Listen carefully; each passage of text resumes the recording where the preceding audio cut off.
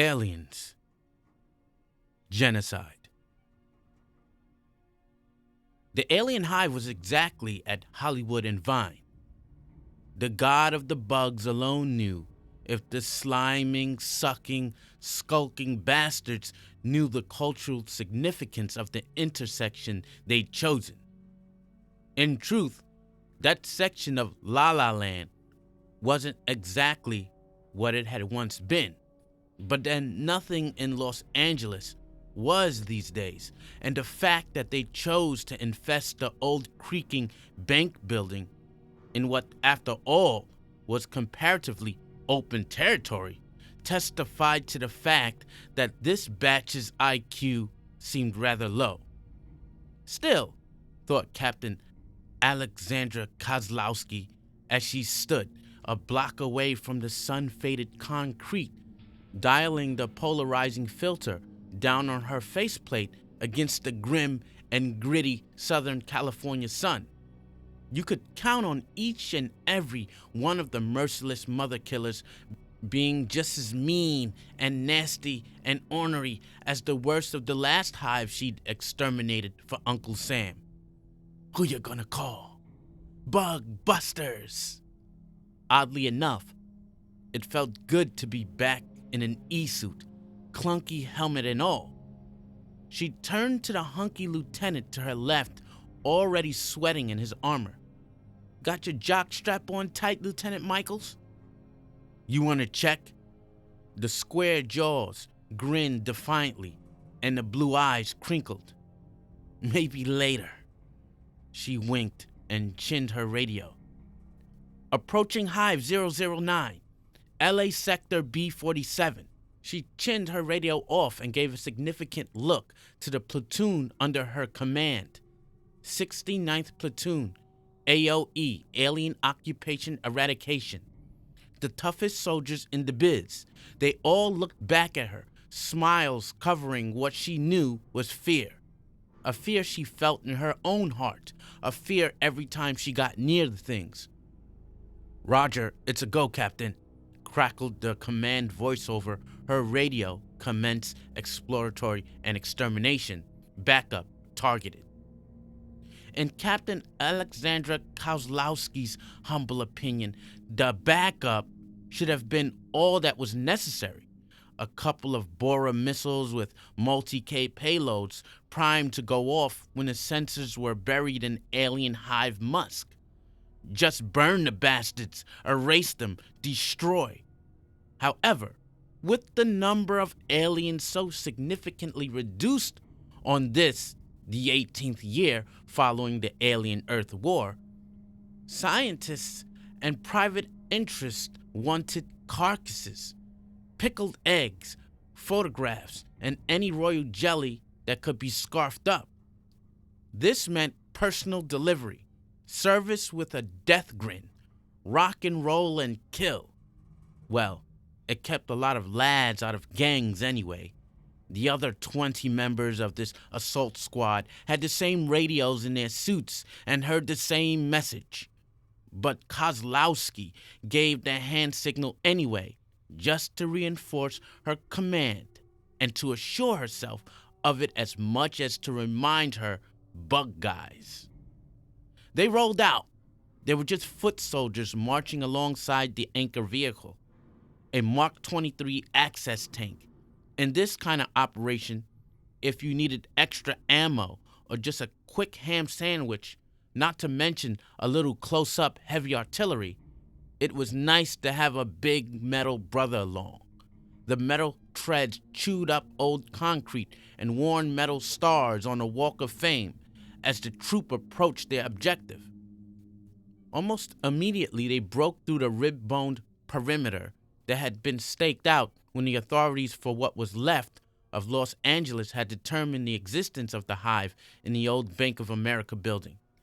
Basically, this informed the natives that this was a danger zone, that if they trespassed, no sweat off illegal backs, they were likely to become egg fodder.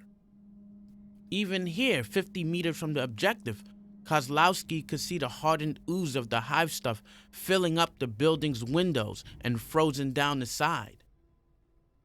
"Hey, Kaz," said Lieutenant Michaels, "why did the bug cross the road?" "To get to the other side, wreak havoc, kill and spread its kind, and generally give life a bad name, you asshole," she barked back. "You heard it before. You know I hate jokes while I'm working. Just smart-ass remarks. As long as they're mine, subordinate officer Michaels." He glared at her, and she stared defiantly as they marched along. It was a way they'd find they could get up for a heavy mission like this. Afterwards, when the acid got sluiced from their suits and any wounds were mended, she and Michaels also had another tradition: strip and hump each other's sweaty bodies like bloody bunnies. "Ain't love grand?" thought Kozlowski as she let her keening hormones blend with adrenaline and regulation. Army boosters for what brewed up to be a regular kamikaze cocktail. She and Michaels had been an item for a year now, which in the idiot's army was just about a lifetime. The favorite gag around the barracks was that if the captain and the lieutenant ever got hitched and pregnant, the spawn would come charging out its birth parent. It was still up in the air in the minds of the privates as to who that would be, with a flamethrower in one hand, a missile launcher in the other, and a grenade in its mouth. As for Kozlowski, she was always just glad that they could spend any time together at all. They'd met in the service, and he fit her like a hand in a glove. He was a couple of years younger than her, 28. An army brat who'd spent his younger years first in a safe area on Earth, then off-world after the evacuation. He was smooth and fit, a devotee of exercises and sports, a big blonde package of sexuality that she never grew tired of unwrapping. Captain Alex's muscles and scars had been earned in the field. Even before she joined the Army, she'd been battling the aliens. Her parents, landowners in Montana, had stayed and battled the things. She'd lost her brothers to the monsters. Her mother had died of a broken heart. And her pop, well, her pop was a tangle of mean gristle and bone and determination, eternally guarding this ranch under the big blue sky against these critters from beyond. And Alex? Well, Alex was just a chip off the old tendon, a small-breasted, big-hipped storm cloud of a gal, feisty as an undefeated bantamweight fighter. She had a brunette haircut from the bowl on the head saloon, dark eyebrows like accents over burning hazel eyes, and a pair of scars like parentheses over a classically cut face. She could fight or make love with equal abandon. She just wasn't sure which she liked better. A burnt stench was hanging over the area, moving down from the Cahunga Pass like a curse. Smog hung over the rest of the city like a stubborn spirit condemned to hell but staying put. The squad rode along with practiced ease to the hole that was principal entrance to the nest. 10 meters from the entrance, she chinned a radio and commanded a halt. "Okay, main thrust force, double line, let's move it." However, before they could even assemble, the defenders struck. 5 large bugs, the sun gleaming sickly on their carapaces, their prehensile skeletal tails snapping behind them, scuttled from the frontmost tunnel just below the crooked sign that read, "Bank of America." "Jesus! Guns!" she cried, unstrapping her own 45mm blaster. "Rodriguez! Swivel and fire! Take cover!" Like the crack team they were, the soldiers broke ranks and took positions as though they were all in the plan. Even as Kozlowski lowered her rifle, the turreted guns of the tank angled and aimed. A nanosecond later, they spoke, hurling a frenzied hail of fire at the enemy. Kozlowski found her crosshairs, aligned them on the closest alien, a twisted thing with a burned or deformed forelimb, and squeezed off a charge. The stream of fiery energy tore off its feet as what served as its kneecaps. The thing acted as though losing its limbs was an everyday affair, slavering as though in anticipation of burying its secondary jaws in Kozlowski's throat. The Xeno raced onward. The others let loose with their own weapons, only staggered beats behind Kozlowski and a tank. The resulting fire tore the Z's apart.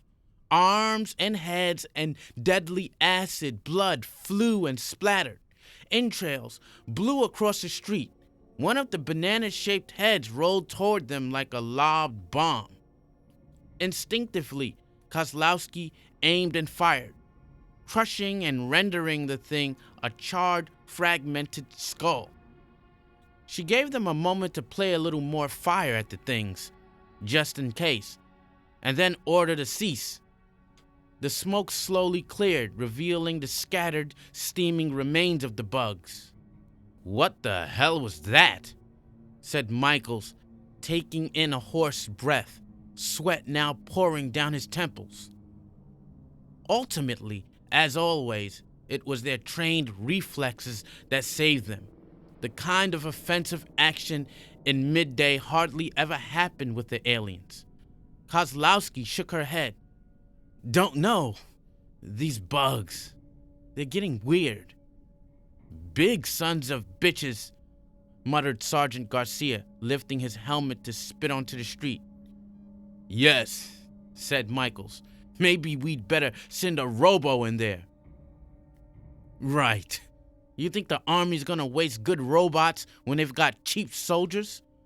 Kozlowski snorted disgust, lifted her faceplate, hawked and spit out a gob of phlegm on one of the smoking bodies. "Come on. These Xenos have got something in there they don't want us to have, which makes me want it." Michaels nodded, but Alex detected a glint of fear in his eyes of vulnerability and foreboding. A pang of empathy sprang inside her. The poor guy. Spiking the X's wasn't second nature to Peter Michaels. He hadn't jammed his instinctive horror and terror of the things back into a rock-hard ball to use against them.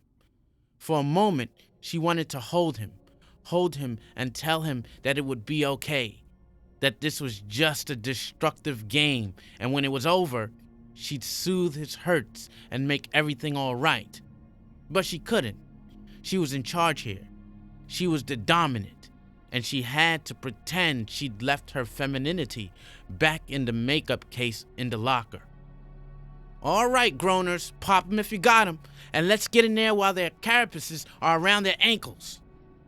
A half-hearted cheer sounded in her earphones as she dialed out a pill for herself. 1 second, 2 seconds, hold the nose, open the gums, look out stomach, here it comes. She opened her mouth just in time to accept the dosage of whale. Getting it intravenously was faster, but the designers of these suits hadn't figured out how to safeguard soldiers from accidentally getting jammed with drug-filled needles. Pills were just fine with Kaz. She had an oral fixation anyway. She took lots of pills, oodles. The higher-ups not only didn't mind, they helped supply them. Yup, things were sure different in this gal's army. "All right, assholes, let's roll." Holding her gun at the ready, she waved them on, and the mechanical pack kicked into motion again, heading for the door into X-Land. By the time they made it to the otherworldly entrance, the drugs had kicked in. Kozlowski felt a power, an elation, a sense of belonging, and an army urge to fuse her forces into a brilliant battering ram and crush out the threat to Earth. Primal territorial urges were tapped. She was the leader of a Neanderthal pack, guarding her tribe from saber-tooths. She was the head of a village on the English coast, guarding her kin from marauding Vikings, broadsword gleaming in the lightning. She was Gaia, guarding her precious brood from cosmic crawly interlopers. The suited soldiers entered the hole into the bank building without incident. They continued down the tunnel.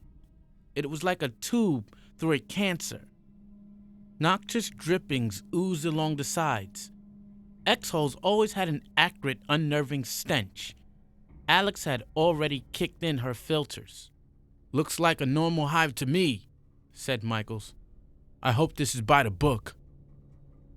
"Only these Xenos want to be stars. I bet they're all wearing sunglasses and sporting tans," said Garcia. "Well, this is the only take we're going to have on this production," said Alex, bringing up her rifle. "Lights, camera, action, guys." They came up to a narrow passage that dived downward. "The tank won't fit," barked the machine's operator into her ear. "Yeah," said Alex. "I figured as much. Okay, you stay here. Sentinel duty. The rest of us, we go down. Looks routine to me, but expect the unexpected anyway. Got it?" "Yes, sir," chimed the voices of the unit's cacophony in her ear. "Good. I want the short rangers out on the horn tip." Two men with Mark V crankers, the equivalent of high-tech sawed-off shotguns, trundled up to take the lead, and they were off to see the lizards. Within 25 yards, the tunnel opened up into a large underground chamber, the remains of a huge vault basement, daubed with alien gunk. "Give me some light," said Alex, and the guys obliged her by turning up their suit lanterns. The chamber blazed with incandescence, but as usual in these kinds of places, Alex Kozlowski wasn't crazy about what she saw. Against one of the tenebrous walls hung people, alien egg sacs, live people impregnated with alien young, chest bursters that looked like they were about to blow at any minute. The victims, 10 men, 5 women, hung at the edge of death, dangling like corpses that had forgotten to rot. "Agents," said Garcia. "What?" said Kozlowski. "Hollywood agents. That building got overrun by bugs last week down the road." The dark-skinned man nodded towards the ropey remains. "The Creative Talent Agency, one of the diehards of the entertainment industry that stuck it out here in L.A. He walked forward to have a closer look, remaining cautious. Yeah, I remember," said Michaels. "Whole buildings blew up. The assumption was that everyone was killed." "Looks like they're still making deals," said Kozlowski. One of the agents, a woman in a shredded dark black jumpsuit. Her hair, a mat of grease, slimy green threads clamped into her skull, seemed in some netherworld of delirium. She had on an ear tab that sprouted artfully into a thin microphone, and she was mumbling dramatically into it. Garcia stepped back into ranks, clucking his tongue. "Too far gone, all of them." Kozlowski nodded. She'd suspected as much. If you caught an egger early, you had a pretty good chance of squeezing out the spark of new life in it. But this far along, a baby Xeno was so linked up in his parasitic position amid vital tissue that even if you were able to yank the Z out without it boring a hole in you, there was no way you could save the donor. Kozlowski knew what had to be done. There were precedents. She'd done it before and would probably do it again. She was just following orders that made sense. That didn't mean she liked it. "Needles," she whispered. 3 of the men were certified executioners in this kind of circumstance. They brought out their air pistols, tapped in cartridges of darts filled with a fast-acting poison that shut down the nervous system first, then destroyed the body. 2 of the men had grim frowns as they aimed. The other man, Dickens, was an L.A. native. Dickens had been a writer and producer and actor in L.A. Dickens was grinning. "Put the poor bastards out of their misery," commanded Kozlowski. 3 of their hanging bodies shuddered, and then they were still. Quickly, the executioners finished their task, then stepped back. "Okay, quick before the bursters hit their ejection buttons," Kozlowski screamed. 2 men had readied themselves. They stepped forward. One sprayed a thick fluid on the bodies, and then stepped back. The other, with a high-density flamethrower, stepped forward and with fire condensed to incredibly high temperatures, immolated the dangling egg sacs. When the smoke cleared, all that was left was blackened, incinerated ashes. "Good. Now let's go slag the Z's that did this," barked Kozlowski. "Amen," said Lieutenant Michaels, pale with sweat shining on his brow. Of course, they weren't just here to slag Xenos. Nope, that would be too easy. In this day and age, in a disintegrating place like the City of Angels, theoretically, you could just slip a limited nuke down a nest and skedaddle. Easy, quick, and a minimum of lost soldiers. However, although that nuclear holocaust up in the Pacific Northwest years back has certainly turned the tide in the alien Earth War, giving humanity a hope of getting its planet back, such extreme measures weren't used these days, for more reasons than just the glowing glands they tended to produce in neighboring villages. No, these Xenos had their uses these days, and damn them for it. "Okay, fall out. The chamber's probably down a tunnel there," called Kozlowski. "Garcia?" "You got it, sir," said the grizzled vet.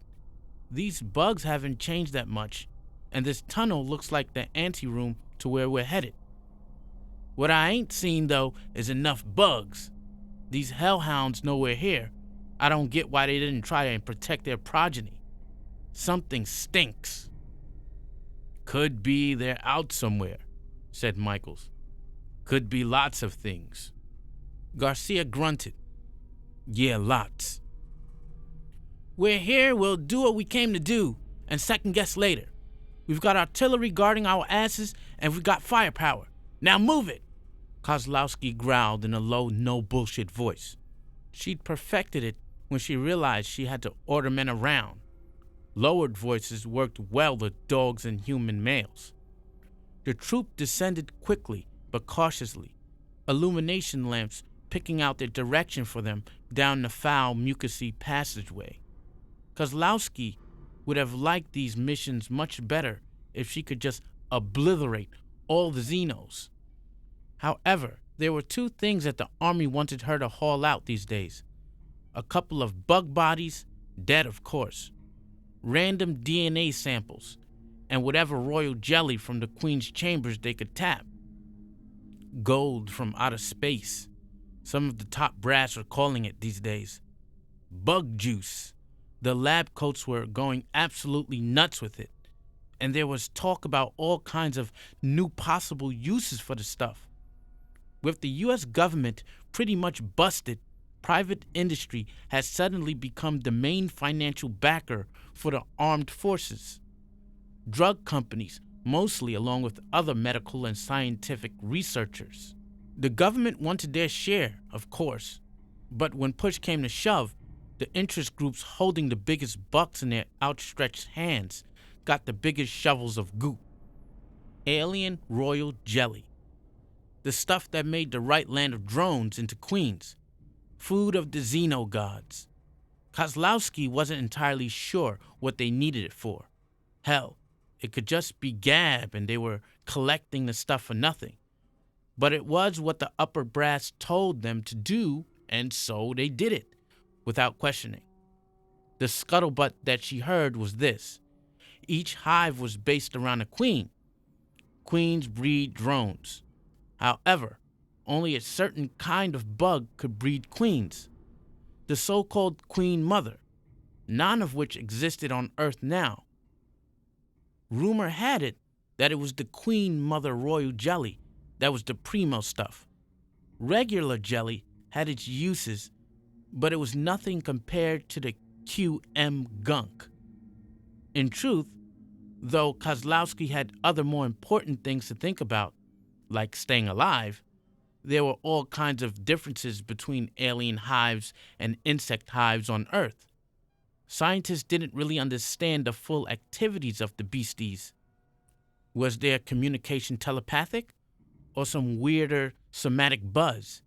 It had already been established that the wavelengths of a queen's call could be picked up by human dreamers. One of the best ways of scoping out obscure hive locations was listening to these sensitive dreamers who acted as receivers and, in the best circumstances, as locators. Just what did the monsters want? Where had they come from? What were they doing? Where were they going? What was their cosmic destiny? Were they so grouchy because the race had gotten up on the wrong side of their galactic beds in some prehistoric star day? Kozlowski had a theory. They'd accidentally eaten all their males and were on one hell of a PMS jag. The theory wasn't exactly scientific, but it did explain a lot. Here were all these hysterical bugs with no men to scream at. Anyway, the core truth of what they were doing down here were the tanks in the cart that Private Henderson drove. Of course, to get to the jelly, you had to off the royalty first. And this was probably the most onerous task anybody could want in this kind of situation. Corporal Michelin's head snapped up from the radar set. "Incoming," he said. 25 yards ahead. Sensor range. Picking up 5 bogies. Coming in at 5 clicks per hour. Same direction." Kozlowski was almost relieved. This dead silence was getting to her. "Okay, dig in. And I want a man with this weapon trained on the ceiling. Adams, you can shoot skeet. I've seen them break through and jump down from above. If they do that, I want them dead before they hit the ground." "Yes, sir." She didn't have to notify the front or rear guards. They were already down and dug in, ready for the attack. Kozlowski threw a beam of light down on the floor. Solid looking enough, but she was ready if any of the bastards popped up from that direction. With bugs, you just didn't know where they could pop up from. They couldn't teleport, that much was known. But for all of that, sometimes it seemed like they could. And the commanding officer who underestimated them usually ended up just as dead as her men, or worse. In this case, though, what the sensors showed was all the hive was throwing at them. 5 bugs. Plenty, though. As soon as they scrabbled into view, the frontmost boys let loose a barrage of fire. Down here, in the claustrophobic darkness, Kozlowski felt the familiar tug of total irrational fear. Trapped in a coffin fear. Preternatural mammal hiding from the dinosaur fear. That was one of the unnerving intellectual aspects of the bugs. They seemed to have been designed specifically to grip those hard claws deep into the softest parts of your soul and squeeze. The bugs dodged the first bolts. Awareness of human weapons was either bred or trained into them by their maturity these days. These were Earth bugs, and they were ready to scrap with Earth people. However, the soldiers had also been trained, and better. Countless simulations gave them a sense of exactly where the things would hop in their erratic jumps. A bolt hit one. The explosion shattered it, splattering its viscerous blood over the whole corridor. "Doc, damn it!" cried Kozlowski, hitting the dirt as the acid blood sprayed every which way. The stuff could bore through the best armor if you got enough on you. She peered up through the smoke. The boys were still firing away, but crouched low and off to the side. "Knees and head!" she cried. "Knees and head!" You hit the head, the things died with a minimum amount of acid splatter. You hit the knees, you had the bug on the ground and a good chance for the head. Alex Kozlowski immediately saw that she was going to have a chance to show them. A bug minus a right arm had broken loose and was scampering along the side wall. Alex lifted her weapon and squeezed off 2 quick but carefully aimed shots. The first missed, exploding far away, but the second caught the left knee dead on, shattering the joint and causing the alien to go down. Garcia's next shot caught it right in its banana brain with a satisfying thud and soft kerplow, like an M80 in a gourd. With this guidance, the boys calmed down and picked off the rest of the things. The fire boys cleaned up the wiggling jaws and claws with a dose of concentrated high temp, and then applied a splash of acid-neutralizing spray to get through. Kozlowski allowed herself a smile. They'd killed lots of aliens already, without so much as a stubbed toe. Good work, chums! But don't get cocky. The toughest part is straight down there in the general direction of hell. Hey, don't we know it, said Michaels. Pretty dumb bunch of bugs, though, said Garcia. They're not exactly known for their high IQs, said Kozlowski.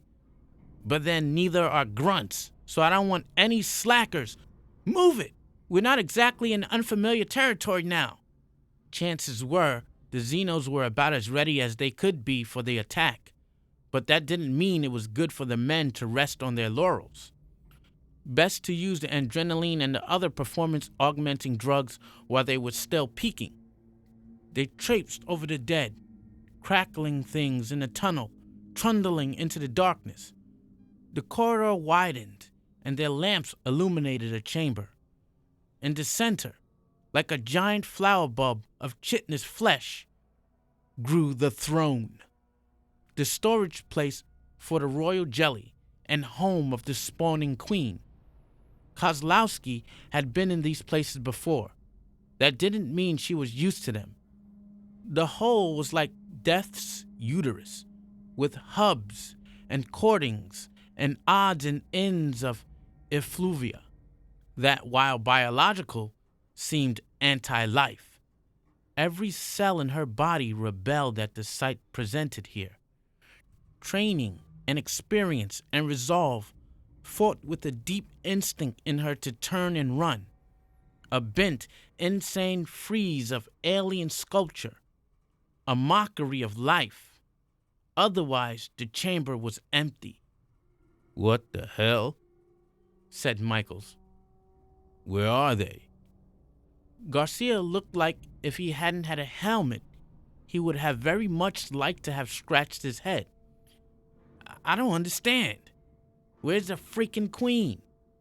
Off at the Hollywood high spots, quipped the jokester. I don't like it, said Kozlowski. Get back. The queen doesn't leave her chamber unless there's a damn good reason. Michaels shook his head. Look, we've got a pot full of royal jelly waiting to be tapped. Half the time the stuff gets blown up or burnt. He grabbed a tapper and started walking towards the bulb. I say, let's get this stuff tanked right now. And we're assured a good supply, no matter if we take out the bugs or not. Michaels, halt! Screeched Kozlowski. I'm not certain that junk is all that valuable. It's certainly not worth the extra risk. You're not going anywhere, and that's an order. Michaels stopped in his tracks. He turned around, his eyes flaming. Kozlowski could see the drugs in those eyes, and the male pride. Don't do this to me, Kaz. Don't be so damn protective. Yeah, lover boy might get himself a boo-boo, said a veiled voice in baby talk. What have you got on the sensors? Kozlowski demanded. The private looked up from the telltale board. Activity, but nothing close. Come on, Captain. I could have started tapping by now. Yeah, we get our quota. We get extra leave. She didn't like it, not one bit. But there wasn't any good reason to say no. And if she didn't let Michaels do this, the other jerks would call favoritism. And she couldn't deny that. Okay, But I want the rest of you to back him up. And Daniels, you go along. No problem, said the tough army man. The rest of you fan out and check for other exits. The men, grateful for action, spread out. What do you think, Garcia? She asked the sergeant as Lieutenant Michaels strode for the huge bulb. I don't know, sir. It's not like the bugs to leave their jelly unguarded. The soldier, walking off to one side, looked up from his instruments. Sir, I'm reading lower rooms. They're chambers, sir, and just as big as... The lieutenant was just driving in a tap connected to a couple of storage tanks. Daniels had slung his rifle in order to help with the tricky manipulation. It came to her like thunder. This wasn't the main chamber, and if it wasn't what they were really after, then it was a... Michaels! Daniels! Screamed Kozlowski. Get away from... Trap! The bulb split open like a pregnant belly, and the baby was deadly as death itself. Jesus! Cried Daniels, leaping back, pulling his rifle down.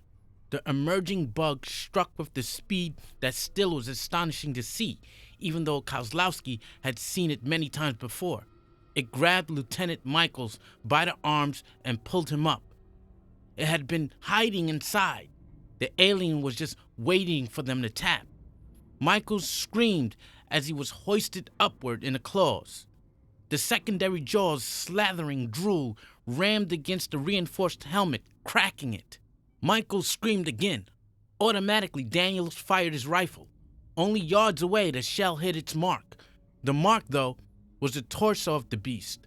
A gory hunk of creature was torn away, and like a burst vessel, alien blood pumped. The secondary jaw whacked into Michael's helmet again, cutting a hole before the thing began to crumple. Michael fell under it, and Kozlowski, helpless, watched as the alien blood spouted into the interior of her lover's helmet. Directly into his face. The scream ratcheted through the radio until the radio was killed. It seemed to grow louder and more horrible, carried only by the fetid air. The acid worked with amazing quickness upon the face. It was as though she were watching time-lapse photography. The skin sizzled off, snapping with gooey bubbles. The eyes boiled and melted. The screaming stopped. The skull began showing, and then the acid began to eat through that, frying Lieutenant Peter Michaels' brain.